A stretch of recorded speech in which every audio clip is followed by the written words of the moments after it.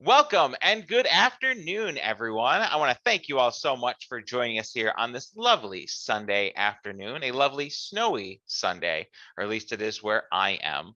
I'm glad to have you all here. As I was saying just before we got started, we've got about 80 some odd people who've signed up for today's class, which is absolutely fantastic. So I continue to thank you all for your support of this series and all of Bowman's Hill programming.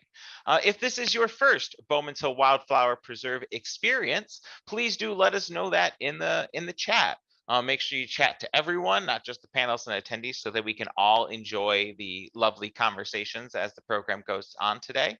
But if it is your first time, do let us know where you're joining us from, how you heard about the program. It's great, as always, to see how far the reach of the preserve has gotten over these past few years. If it's your first experience, I want to give you a very quick rundown of who we are, what we do, and then I will introduce today's speaker. So Bowman's Hill Wildflower Preserve was founded back in 1934. We have two visionary individuals to thank for that founding.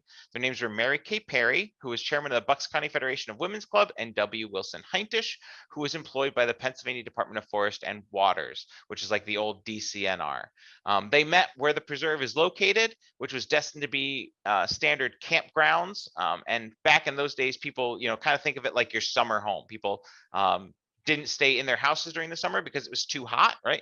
They went and just camped all summer long. So that's what the area that the preserve is on was destined to be. And these two folks saw how unique and wonderful and amazing the geology, hydrology, just kind of the landscape, how special it was, and had a vision of people enjoying Pennsylvania native plants throughout the seasons. So in 1934, in October of 1934, the commission set aside a 100-acre portion of Washington Crossing Historic Park as a living memorial to the patriots of George Washington's army who camped there during the American Revolutionary War. And that's how we got our start. And so you can still visit that 100 acres, which is now contained within a deer exclusion fence. And if we did not have that deer exclusion fence, we probably would not have as many native species as we do on site. So in the 1950s, volunteers first began giving wildflower tours of the preserve, which is a tradition that you can still enjoy today throughout the growing season. We have an amazing group of naturalists who give guided wildflower, or I should say guided walks. We don't always just focus on wildflowers. Whatever nature happens to show us that day, we stop and talk about. And it's a lot of fun, and no two visits are ever the same. So I encourage you, if you've been on one guided walk, to take another one. All of our naturalists are just truly amazing folks, very knowledgeable.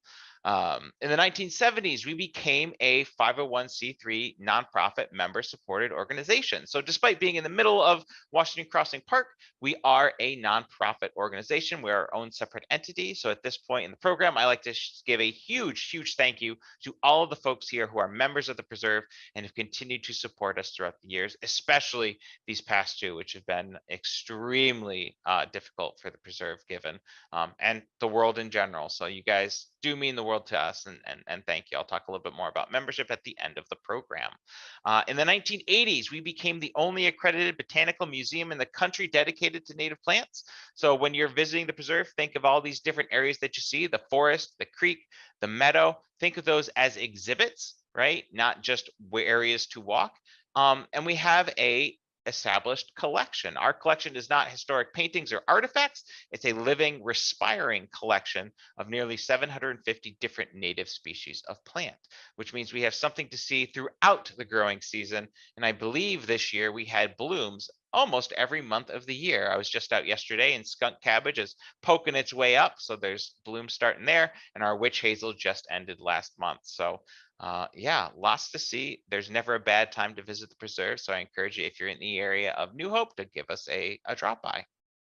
So that's a little bit about us.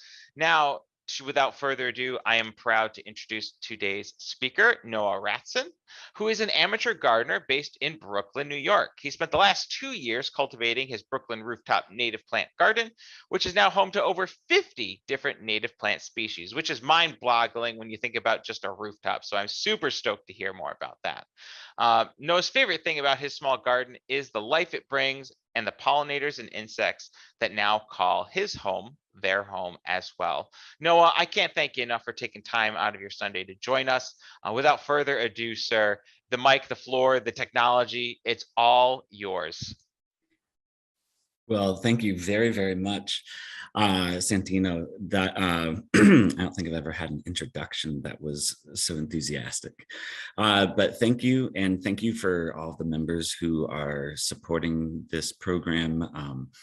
I did get to go to Bowman's Hill Wildflower Preserve after falling in love with native plants, as you'll hear about, and really loved it. It was very late in the season, and I wish I had gotten there a bit earlier, but still got to see lots of beautiful asters, uh, and really appreciate the work that's being done there.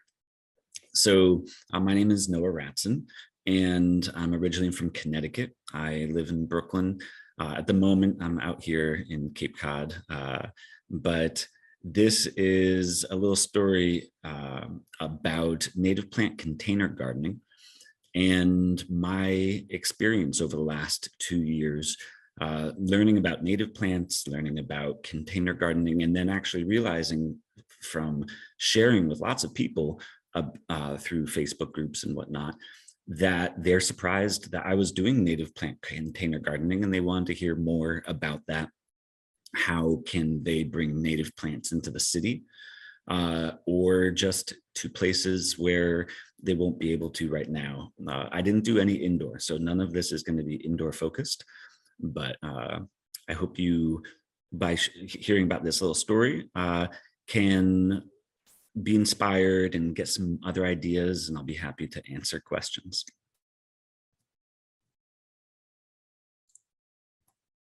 So this is really a journey through 2 seasons, and there I am way before my hair got long and I put on some pandemic pounds.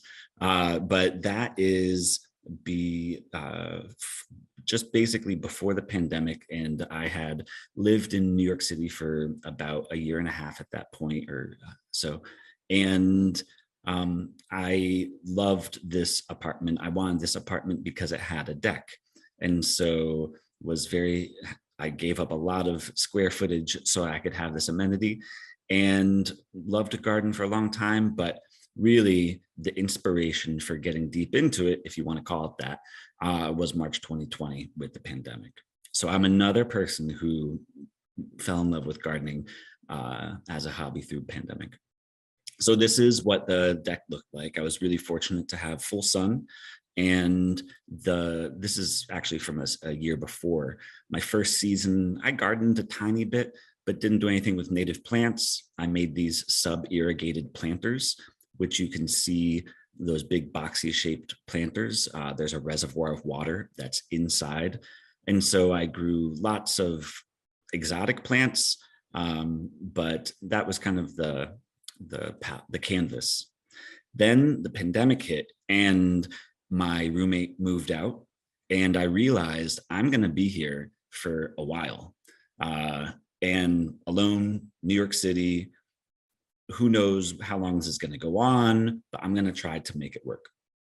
And that is when I started really thinking about, what do I want to do?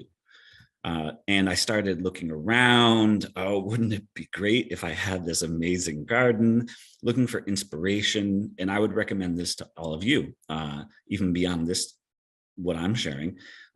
Getting inspiration, looking online, grabbing pictures of planters or setups that you like that seem to work for you, I highly encourage. Then I started even looking and taking pictures of planters that I saw all about, even this one. And so when we talk about container gardening, what does that mean? It doesn't have to be a pot.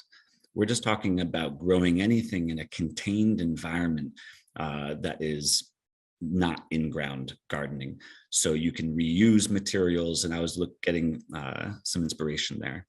I also got a lot of inspiration from this Facebook group, Native Plants of the Northeast.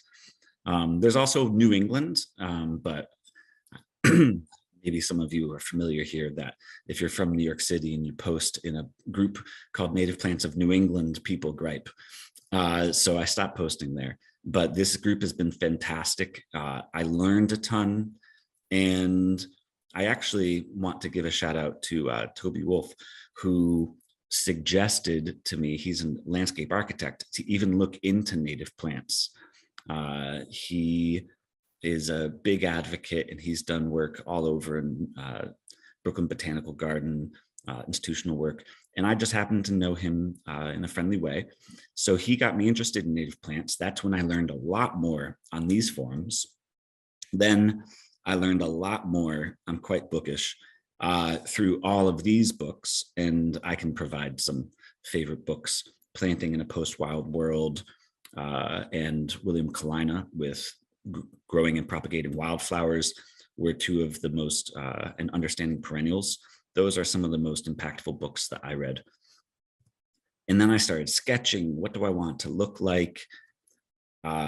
This is something I haven't realized yet, but I wanted to put soil inside of a palette and then have grass growing up through it. Wild gutter grass en palette. Started sketching more, started getting really deep into it, making SketchUp with solar mapping of how many hours I thought this would, different parts of the deck would get. Here's where I started to plan, oh, I want all of these different species. What's their volumetric proportion? You know, it was the pandemic, so we all had a lot of time. And got some things ready, everything kind of prepared. And that's when I realized I need to start making this real. Because if many of you remember, spring of 2020, planting supplies were sold out almost by May. And I was calling nurseries trying to get all of these plants that I had on my list to make sure I had the perfect sort of plan realized. And they didn't have those plants anymore. They were all sold out.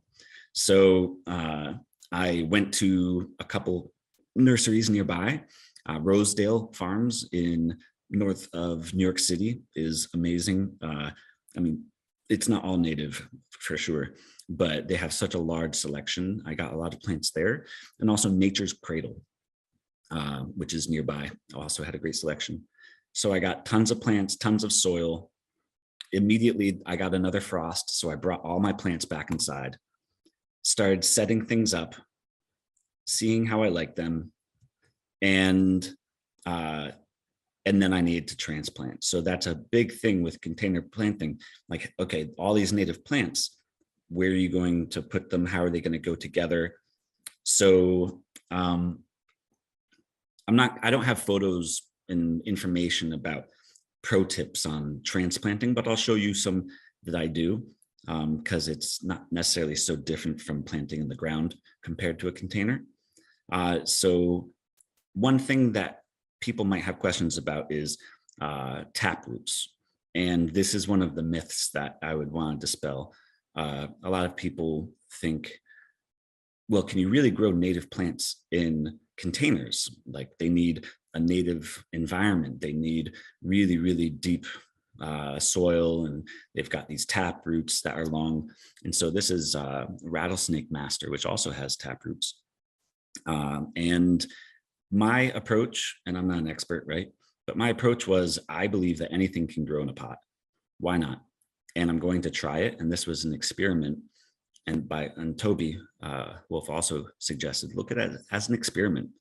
And I just made sure that anything that had a taproot, I was ultra careful when transplanting to preserve the taproot. And I just coiled it at the bottom and put the rest of the soil in. And this plant did well both summers. It seems to be very, very healthy. Now,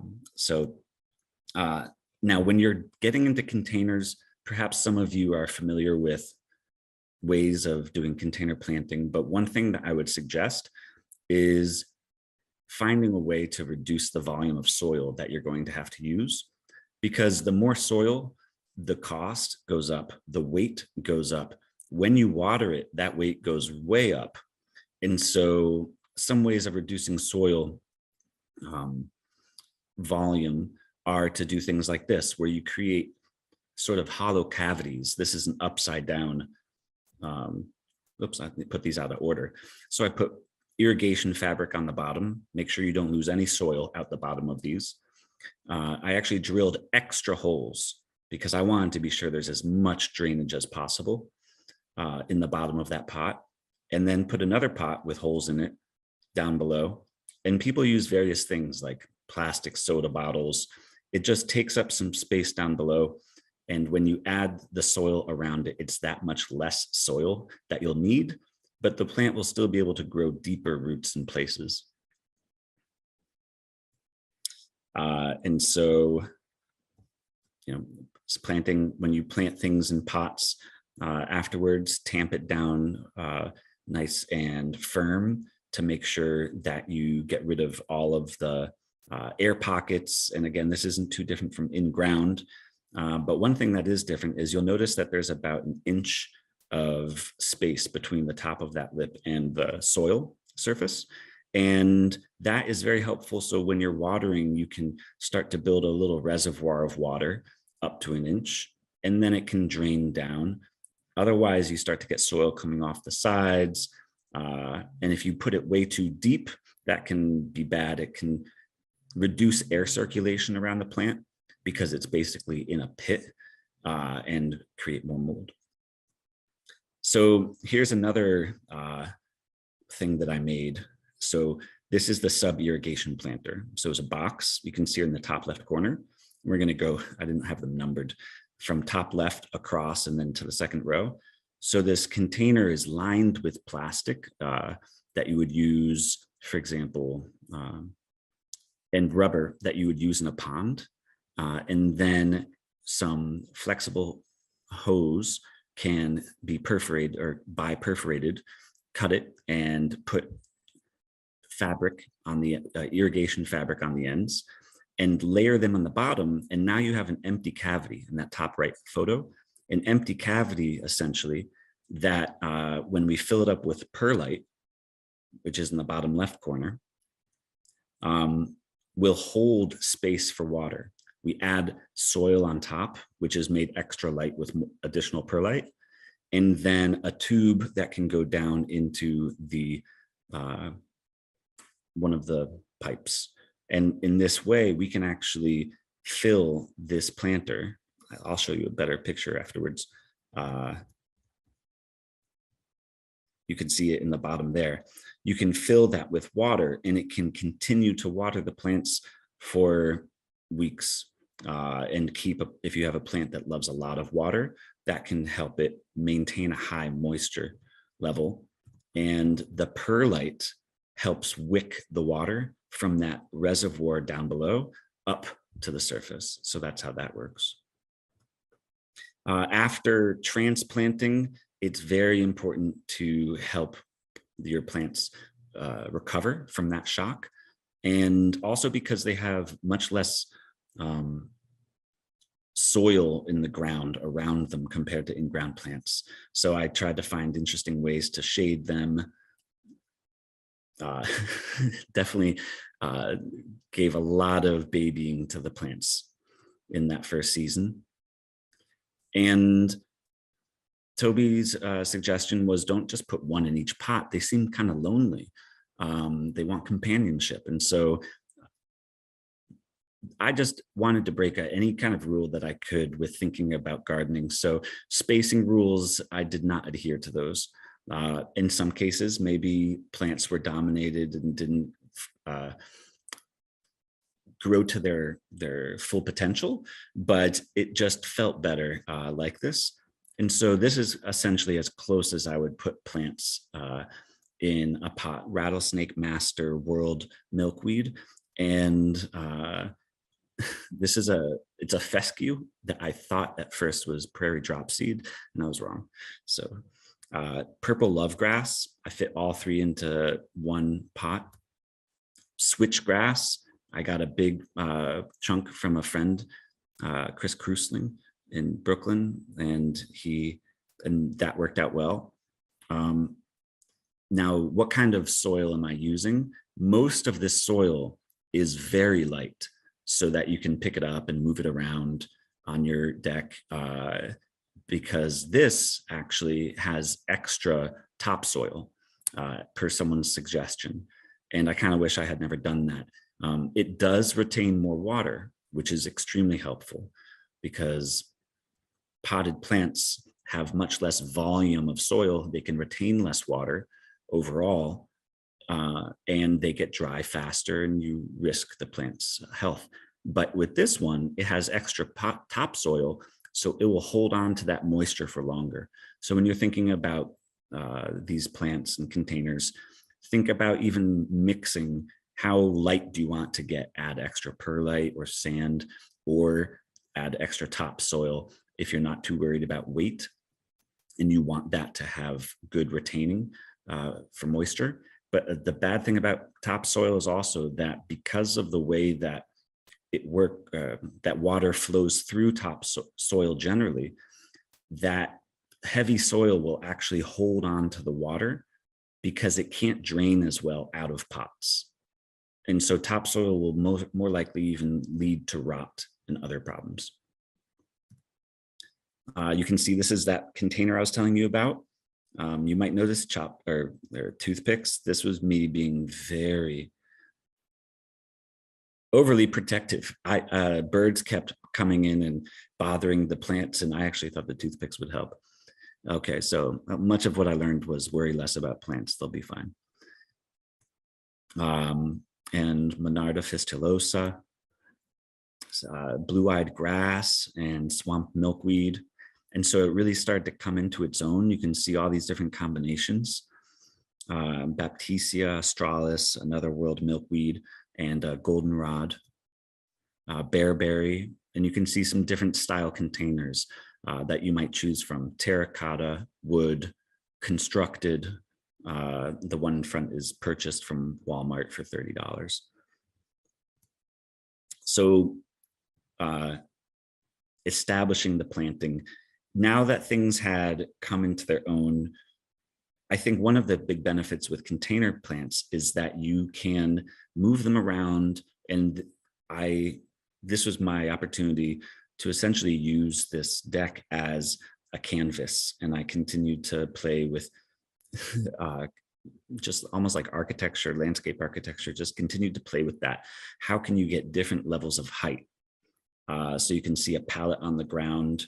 You can see an old used wine container that has herbs in it, milk crates. How can you create obscurity? So the pallet is up and obscures what's behind it, and it helps create, I think moving these plants around and these other elements and fixtures can help create different spaces that activates that space.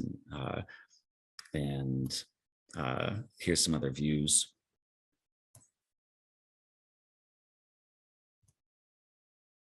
You can see at one point I got very protective. Oh, I was trying to get the a vine to grow. Sorry. So worrying about planting. Now, I think probably everybody here has some experience with worrying about plants, but with container gardening, I think probably that level of worry can go way up because you are close. When you have container plants, I believe they're closer to your house. They're maybe on your porch, they're on the deck, they're on the patio. I don't really see people putting containers of plants out on a way far out in the yard. But anyway, my point is that I was with these plants so often, I really started to notice a lot, started noticing problems and trying to inspect them and these other things that were growing in the soil. And I didn't know if it was okay or not. And the Monarda was falling over and I tried to hold it up in place and I just cut it in the middle, gave it a Chelsea chop, as they call it, in mid-June. But the point being that I think that you start to notice a lot more and it's a lot easier to worry about these plants. And I was worried, do native plants really grow in containers? And I felt that, or at least now, I'm much less worried about native plants growing in containers and being successful. I would much rather just let them be, and the ones that make it do. And the Monarda in the end didn't really make it. It continued to get blown over and have really bad mildew, downy mildew up there. And so I don't have that anymore.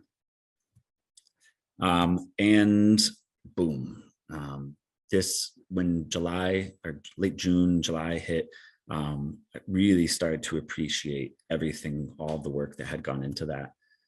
And having native plants, Baptisia australis, and started to notice all sorts of insects and carpenter bee, and the Lobelia syphilitica was growing. So one other thing I want to touch on in this story is water. So what do you do about water? Because these pots, they need watering more often than in-ground plants because they don't have access to water beyond their reach. There's no way for them to get water unless you put water in them. And even though some people think that rain will be fine, I found that it almost never watered plants.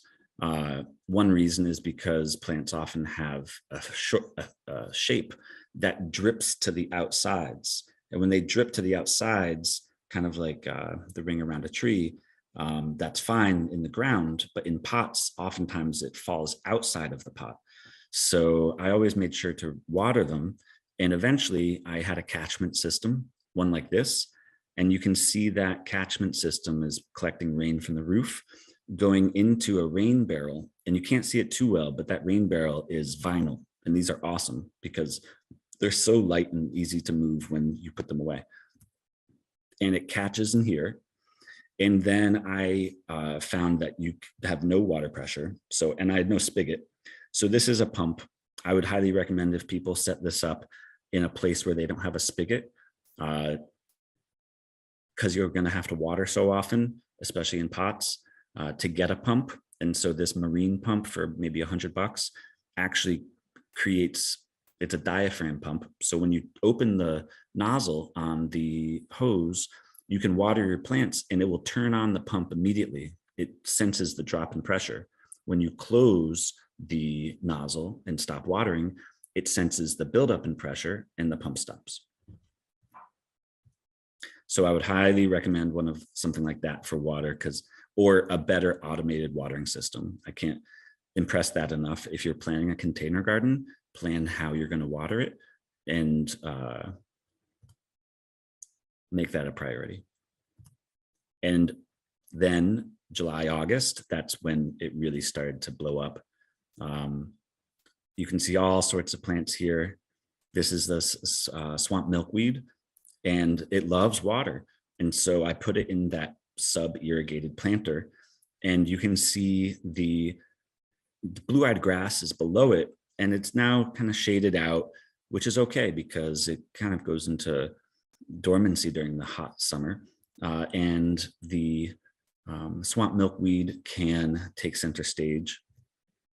The rattlesnake master and the world milkweed, the Monarda fistulosa. And I also really like making it a bit more naturalistic, taking some things and just putting it in the pots, trying to make it feel more interesting. Thalictrum pubescens, and that's swamp milkweed. And as Santino said, I grew to actually appreciate insects, maybe more so than the flowers. I found so many bees and flies and butterflies. And even in the city, all of these native bees and some non-native ladybugs. This is a native bee, and this is a milkweed beetle, and some other things. I don't even know what these are. So world milkweed beetle. I think this is called a picture wing frame fly. Just lots of bees. And as I mentioned this, I continued to share with Facebook.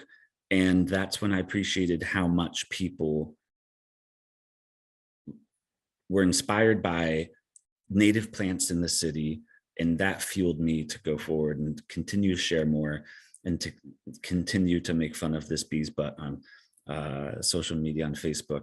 People had a good laugh over this bee that couldn't get all the way into the lobelia. Friend came over, Uh, and this is late summer, continuing to do fine. And look at how big that brown-eyed Susan is, or people told me it was brown-eyed Susan, the big yellow plant behind the chair. And that's in, so these plants will get as big as the containers that you give them based on the plant size.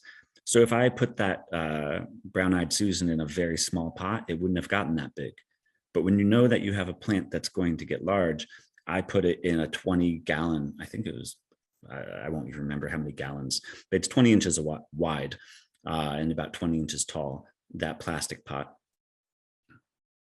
This is the 3 purple love grass specimens. And you'll notice I didn't grow anything from seed. So I'm an impatient New Yorker, but there's 3 specimens in there and they really filled it out nicely. I liked how that purple love grass turned out. Black-eyed Susan. All sorts of wasps. And then comes fall. And so fall is just like with in-ground planting. Things come to a slow, they die back. Eventually late in the season, I cut it, but I still leave all of this and the whole thing slows down. And then I'm getting ready for winter. So this is an example of going farther than you need to with container plants, but I thought I would share it. So I wanted to create sort of like an indoor place where I could winterize these plants because I was afraid that they were going to perish with the cold. So I put them up on top of those shelves. I cut that foam to shape. I put them in there, closed it up, sealed it up, and left it there for 5 months. And in the spring, opened it back up, and there they were. And the thing, though, is a lot of the plants that I didn't prioritize and I left on the deck, they came back too. So this was a really interesting construction experiment, but I don't think necessary. But I will touch on briefly winter and how do you, why did I go to this length? And so think about it like this. What's the difference between an in-ground plant and a plant that's in a pot? There's one of the main differences is that the roots are confined to a smaller space, and that affects water and how much soil, how much water the soil can hold, but it also affects temperature. Now, when the roots of a plant are in ground, they are insulated by all of the ground that is in a yard, for example. And that ground can actually be, I've heard, 20 degrees warmer Fahrenheit. So if it's 40 out or 20 outside and the top of the plant might feel that cold, it's maybe 40 degrees under the surface, something to that effect. So when we look at these plants, if there's a cold snap that comes through, there's no insulation. And so that's one of the most important things with having plants in containers outside. And I didn't want to bring these inside, so they're going to stay outside. Now, will they survive? How can I better help them survive? This was my attempt, just insulate all of them. But there's a lot of other easy ways. One way is to line the inside of a container with coconut coir or some other material to keep an insulated barrier of air and still remain breathable and have good drainage. Another way is to, and then just to leave it as normal. Another way is to wrap the outside during the winter in something like burlap, or some people use even plastic. You have to be careful with breathability and allowing moisture exchange so it doesn't get too wet and moldy. But those are all different ways. You can bring it into your garage. Some people even take a pot and they bury the bottom of it. So those are all ways to insulate the roots. So I don't think that this was necessary. New York City is pretty warm in the winter compared to northern New England. or northeast. But I just wanted to put that out there about winter. And so then the task became again, how do I want to set these up? Life emerging, barren strawberries, using natural elements to put in the pots and help create something that feels a little bit more scenic. The rattlesnake master coming back, a Carolina rose, and a beach plum. So I started growing a small tree, and they survived. So that was enough for the winter. All of those bees came back. This was a variegated stem of a swamp milkweed. I did save seeds to that, and I would be excited to see it grow that variegation, but we'll see about that. And so, yeah, that was the summer. And I guess now I'm trying to share more with others. So this is my helping a friend. We went out to Rosedale and got tons of soil and pots and plants, and we're bringing it upstairs. She was very excited to be done and to have all these plants. And I was really happy to spread the word about native plants, and almost everything was native. So yeah, that's essentially what I had to share. And I can go much more into depth with some of these things. This is a list of the plants that that I currently have. But thank you very much. I'll take any questions.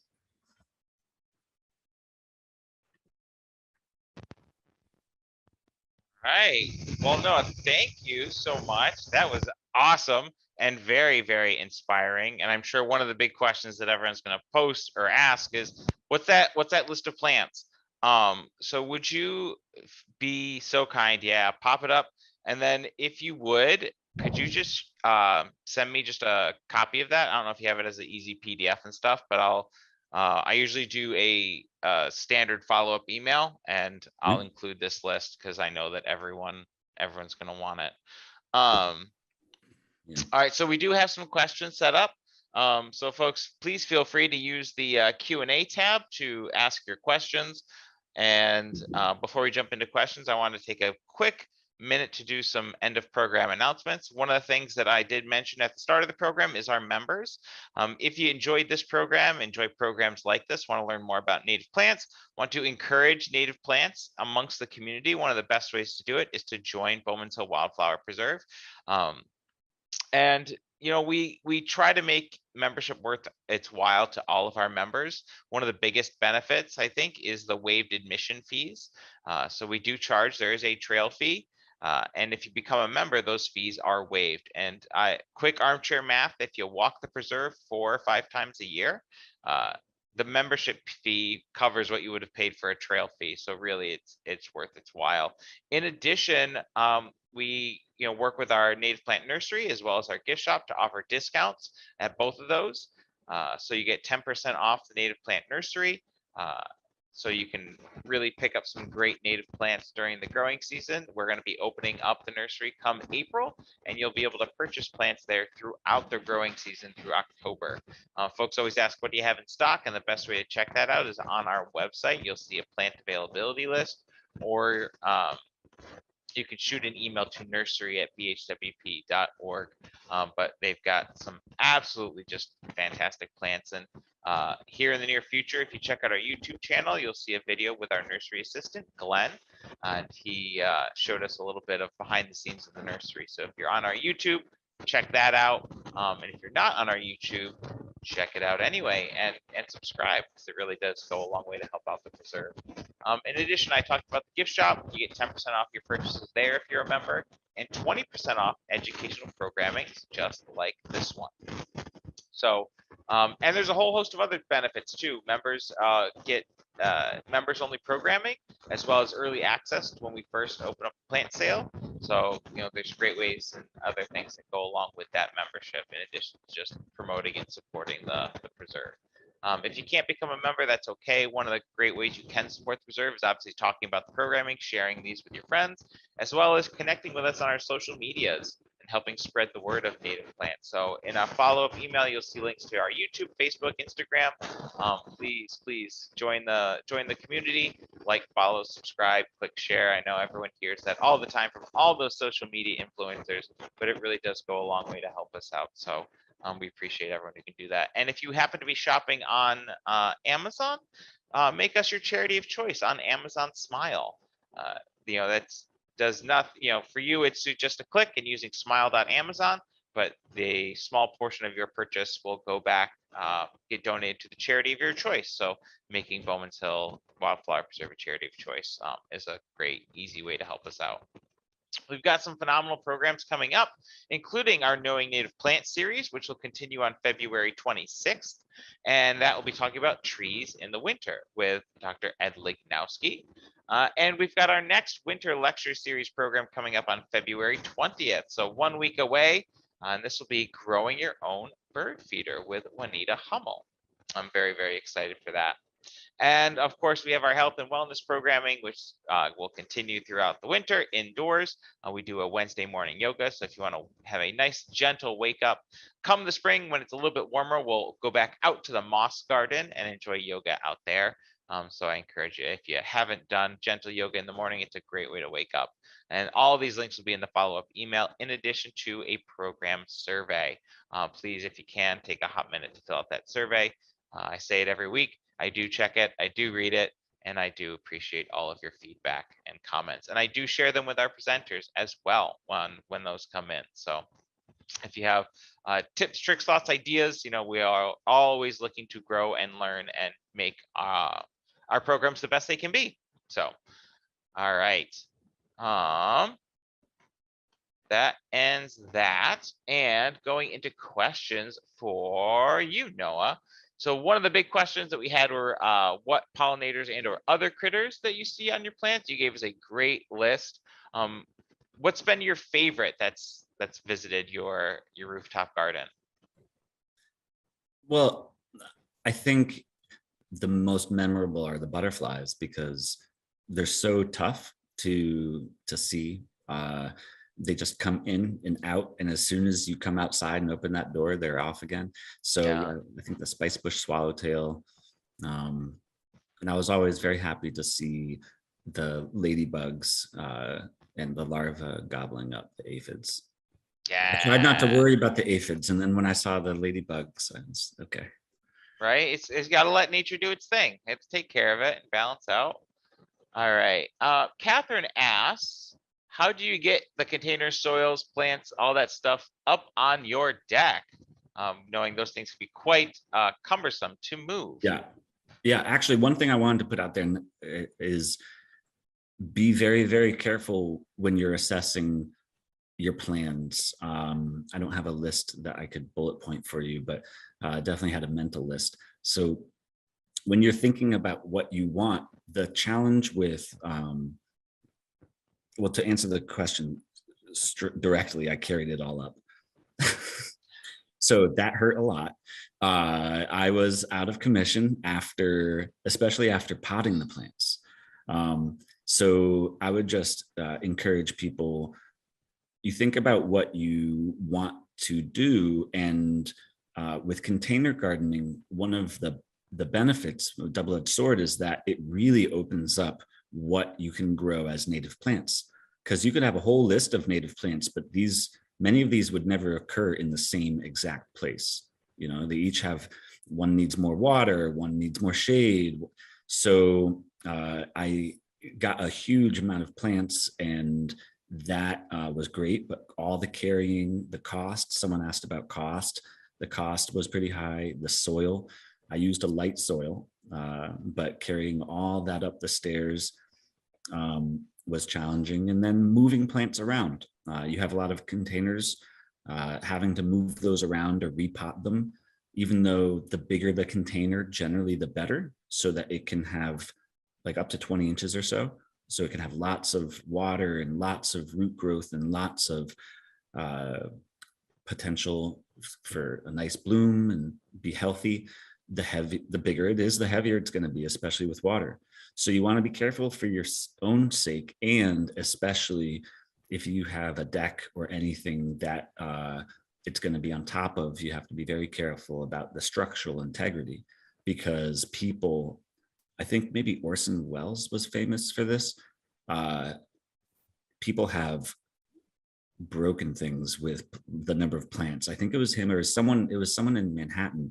They had a huge pleasure garden on the top of a roof in the West Village, and the whole entire roof of this giant building collapsed.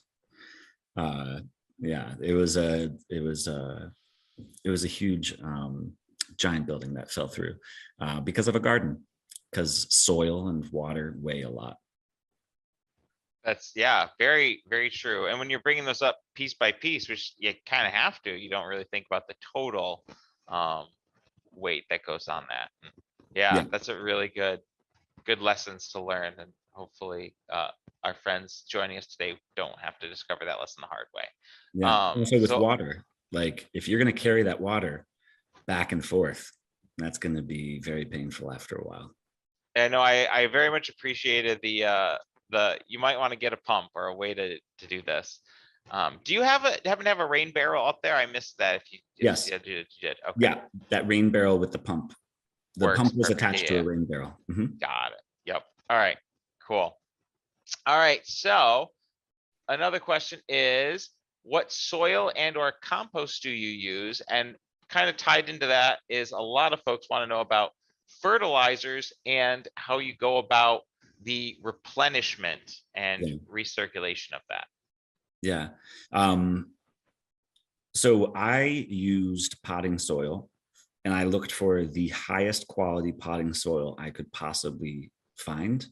Uh, and because I became convinced in the end that the happiest plants were the ones that had the best soil. Um, because after you plant them, it's easier to add less or more water, but it's hard to change that soil. So the really light potting soil, I don't remember what brands they were, but if you just ask what potting soil they had, I would buy these like giant bales almost, that's compacted, and you can cut it up and then fluff that potting soil. You will want to use a ventilator or something, especially with potting soil, because it has more additives like perlite, which is essentially just cooked or like expanded glass. But I didn't really add almost very many amendments other than that. The potting soils I had were very lean in terms of fertilizer, and I preferred it that way so that I could then add more fertilizer if I needed it.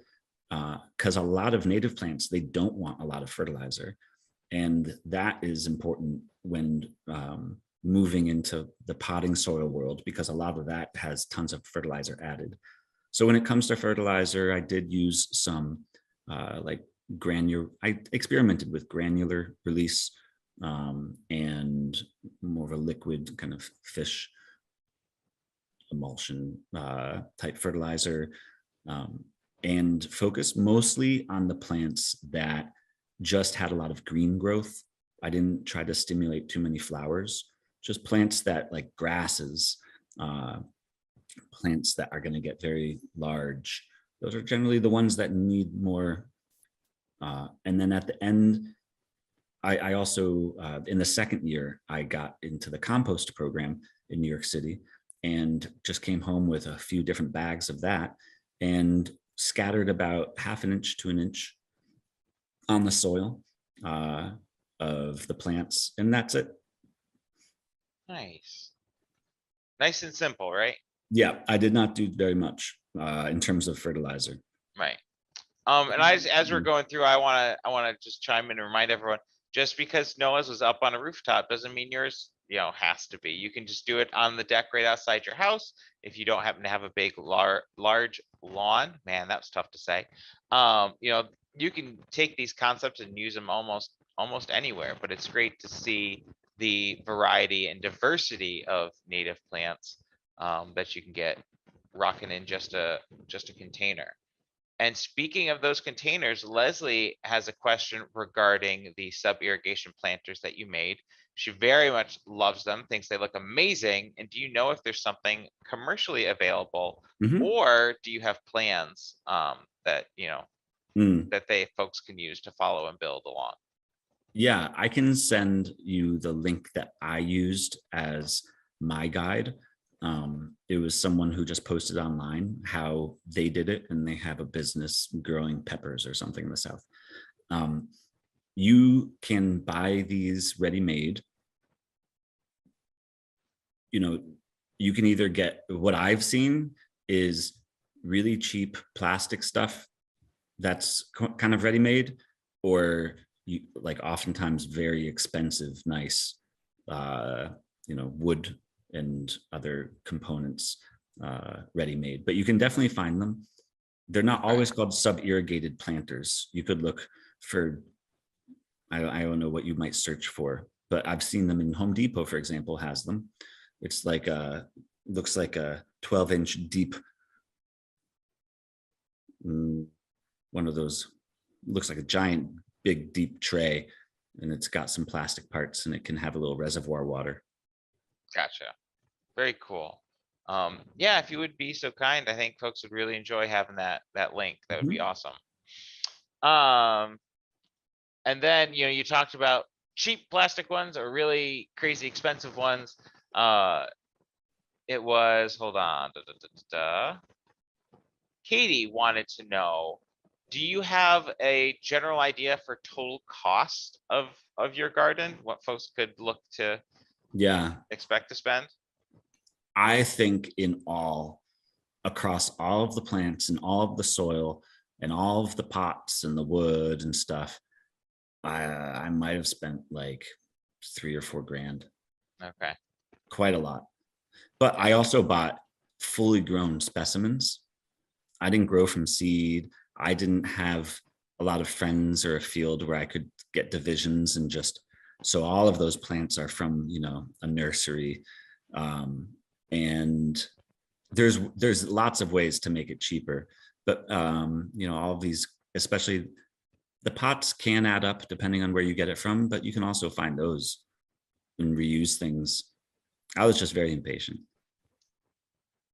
As that usually seems to be there's the patient folks who will do the seed thing and wait, and then those who just like, no, I want my garden now. Yeah, and Very, I want to pump, and I'm not going to carry this water, and I want, yep. you know, better No, tools. I'd have to agree with the pump thing. The carrying buckets and no, hose Yeah. and pump, way to go, for sure, for sure.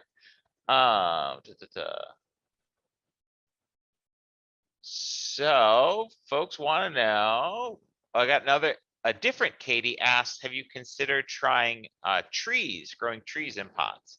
One of the Yeah. things she was looking at getting sassafras, but concerned about the large pot, expensive, so on and so forth. Any thoughts, ideas regarding trees in pots? Yeah, I think you can definitely grow trees in pots. You just look at bonsai, right? The original tree in a pot.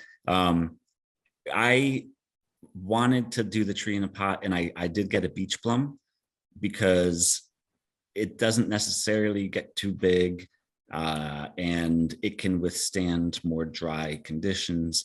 Like thinking about a tree in a pot, it's just a matter of a bigger tree or a bigger pot.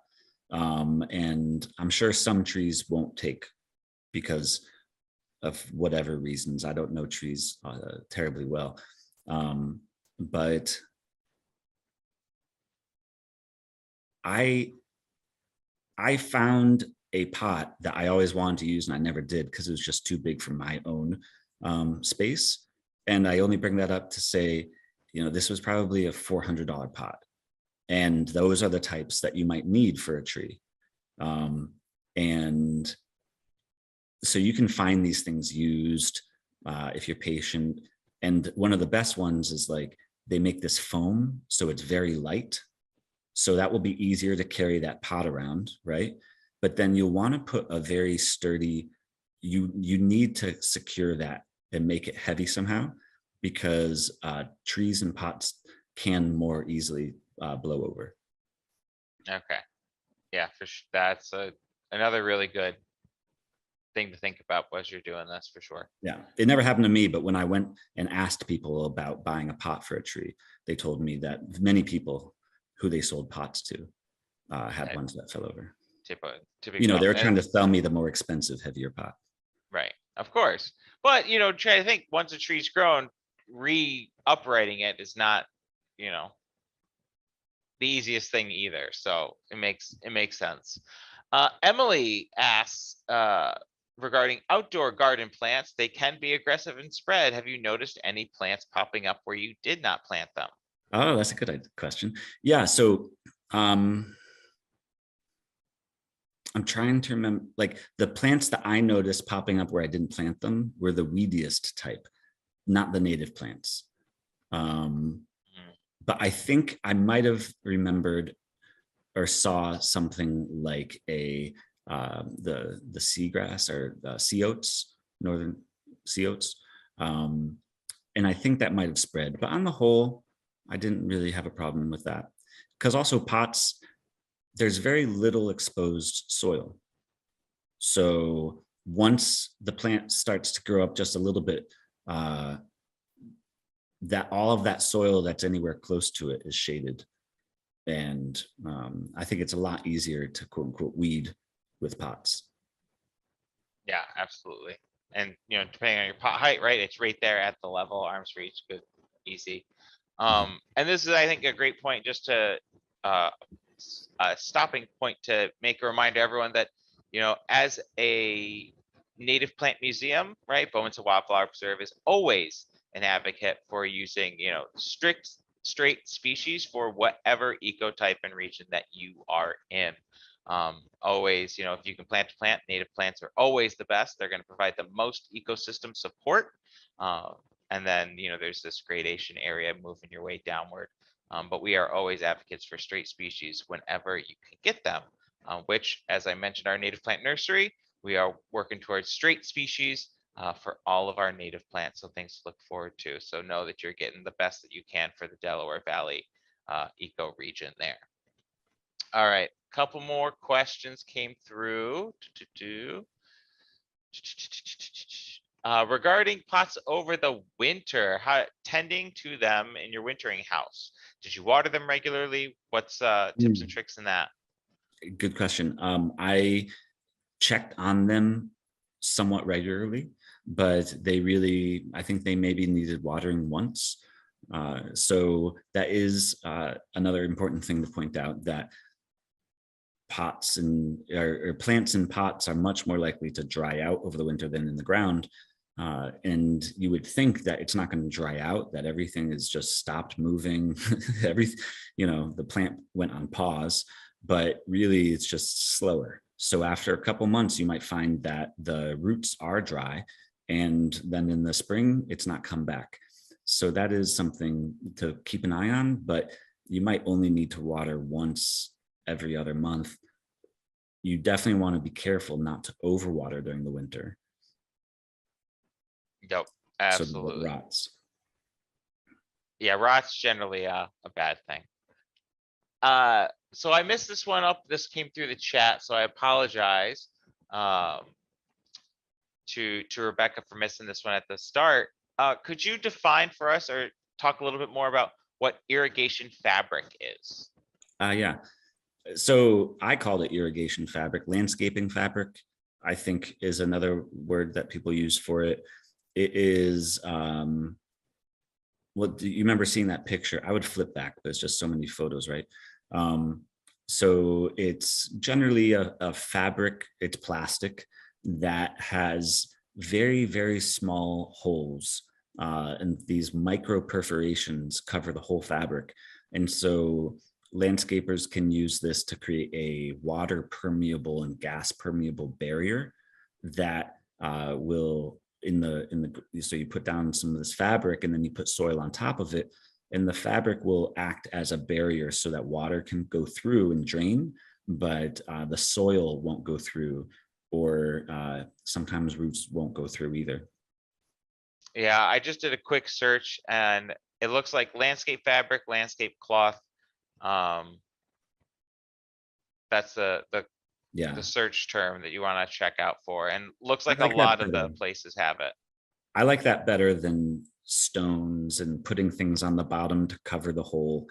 It's like, this is just a piece of cloth that water flows through. It's meant for this purpose. Right. And drainage is the number one thing for container plants, because when you water your container plant, it should be totally done, or it should be basically done draining within a minute. All the water should be dripping out slowly after a minute.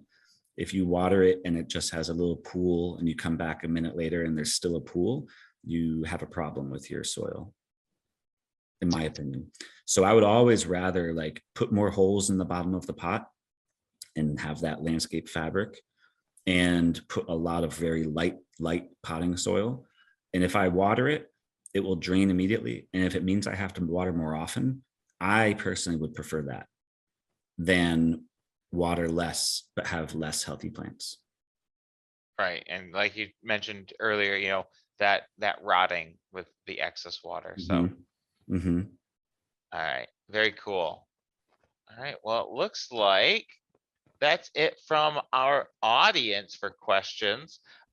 If folks wanted to learn more, or continue this knowledge, do you have any recommended readings that folks could chime into, look into, your favorites that helped inspire you for this? Put that link in the chat. Sorry, 1 second. Yeah, I have a bunch of books that I can provide as resources. Okay.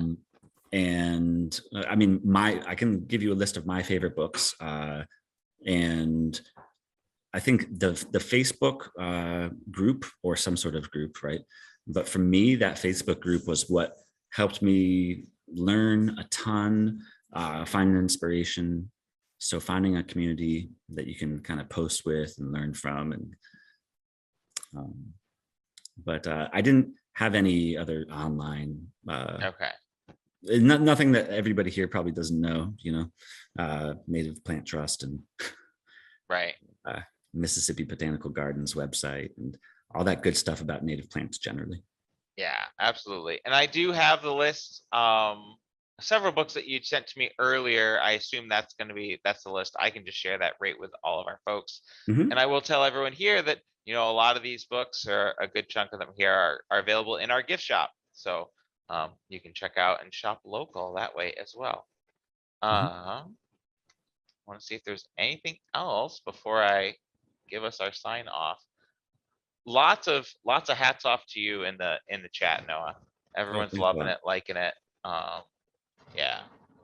Yeah, and All people can right. always contact me if they have questions. Oh, that was gonna be my next thing. The best Yep. way for folks to reach out to you, Email. email, and the email that I have for you, you're comfortable with me sharing? Mm-hmm. Okay, and then I know in my email I usually like to link to folks's page or anything they like to promote. I've got your Noah Ratson Design website that's currently in the works, right? Yeah, I don't have a great internet presence at the moment. That's okay. Yeah. Uh, I was saying, So do you have a there's that website, but no, people for now they can keep in touch by email if they like. And if I get another sort of website up in the future, I'll share it with you. Okay, perfect. All right.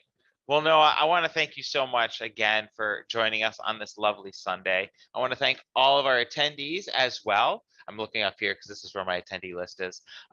Thank you guys so much for joining and enjoying this program on this lovely Sunday afternoon. I hope that you guys all have a wonderful, wonderful evening. Enjoy the big game that I can't say the name of. And yeah, or don't enjoy it and not watch it, or just commercials or whatever you guys are doing on this Sunday. And I hope to see you all here next week when we learn how to grow our own bird feeders with Juanita Hummel at our next winter lecture series program. Same bad time, same bad place, right? Sundays at 2. And until next time, all, I encourage you to keep on experiencing what's natural and learn what's native. Take care, everyone. Thank you. Bye-bye. Thanks, Noah.